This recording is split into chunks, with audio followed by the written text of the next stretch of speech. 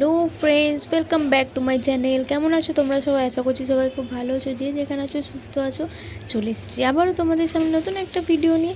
তো আজকের ভিডিওটা আশা করছি তোমাদের খুব ভালো লাগবে, আর আজকের ভিডিওটা খুব আকর্ষণীয় আর সুন্দর হতে চলেছে। সেটার জন্য তোমাদেরকে পুরো ভিডিওটা প্রথম থেকে শেষ পর্যন্ত দেখতে হবে। তো চলো আজকের ভিডিওটা শুরু করা যাক। আজকে যাচ্ছি হচ্ছে একটা নতুন জায়গায় ঘুরতে। তো জায়গাটা কোথায় সেটা জানার জন্য তোমরা ভিডিওটা দেখতে থাকো।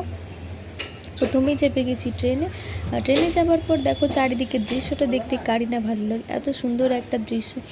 আর দেখো চারিদিকে সবাই নিজের নিজের কাজে ব্যস্ত, এদিকে ওদিকে ছুটে বেড়াচ্ছে। তো বন্ধুরা তোমরা দেখো আজকে কোথায় যাচ্ছি আমরা। জায়গাটা কোথায় সেটা তোমাদেরকে আমি পরেই বলবো, কেননা এখনই বলে দিলে ভিডিওটাতে কোনো ইন্টারেস্টই থাকবে না। তো দেখো চারিদিকটা কি সুন্দর না লাগছে। আর আজকে যেখানে যাব সেটা হচ্ছে চৌপাটি, দাদার চৌপাটি। তো চলো সেখানে যাওয়ার জন্য কি করে যেতে হবে সেটা দেখো। সব থেকে প্রথমে আমি ট্রেনে বসে পড়েছি। আর ট্রেনে বসে পড়ার পরে কিছুটা জার্নি করার পর আমি নেমে গেছি দাদা স্টেশনে। আর সেখান থেকে চলে এলাম হাঁটতে হাঁটতে কিছুটা দূরে। আর এই দেখো রাস্তাতে আস্তে আস্তে অনেকগুলো দোকান, অনেক কিছুর দোকান, মানে অনেক জিনিসপত্রও দেখতে পেলাম। তো চারিদিকে এদিকে ওদিকে তাকাতে তাকাতে আমি আস্তে আস্তে হেঁটে চলেছি আগের দিকে। তো বন্ধুরা তোমাদেরকে বলি, তোমরা স্টেশন থেকে যদি কোনো অটো কিংবা রিক্সা করো তাহলে তোমরা সেখানে কিন্তু 5 মিনিট থেকে 10 মিনিটের মধ্যে পৌঁছে যাবে। আর আমার যেহেতু বিকেলবেলার সময়টা হাঁটতে খুব ভালো লাগে, সেই জন্য আমি হাঁটতে হাঁটতে এসেছি। এই দেখো ফাইনালি এখানটায় পৌঁছে গেছি আমি।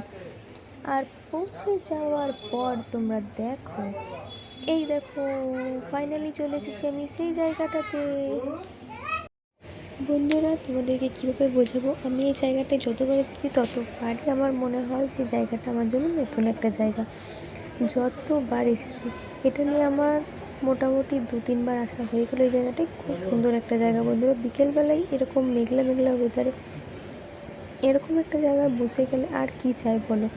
এত সুন্দর একটা জায়গা, চারিদিকে দেখো সবাই বসে বসে চারিদিকে উপভোগ করছে সুন্দর দৃশ্যটা।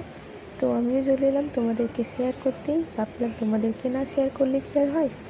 তো দেখো বন্ধুরা, এই যে সমুদ্র স্রোতটা দেখতে পাচ্ছ, এটা কিন্তু এখন বৃষ্টির সময়, আর বাতাসটাও অনেকটা, সেই জন্য বৃষ্টির স্রোতটা একটু বেশি হয়ে আছে।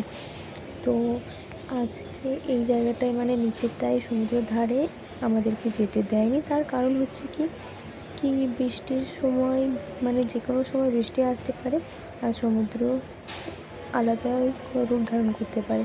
সেই জন্য এখানটায় কারোর যাওয়া ছিল না, সবাইকে যেতে মানা করেছিল। তো ওখানটায় যেতে পারিনি, কিন্তু বাকি চারিদিকটা খুব সুন্দরভাবে এনজয় করলাম। এই জায়গাটা দেখো তোমাদেরকে দেখায়, এখানটায় কিন্তু সব সময় আগুন জ্বলতেই থাকে, সেটা কেন আমিও জানি না। তো আজকের ভিডিওটা আমি এখানেই শেষ করছি বন্ধুরা। ভিডিওটা কেমন হয়েছে অবশ্যই কমেন্ট করে জানিও।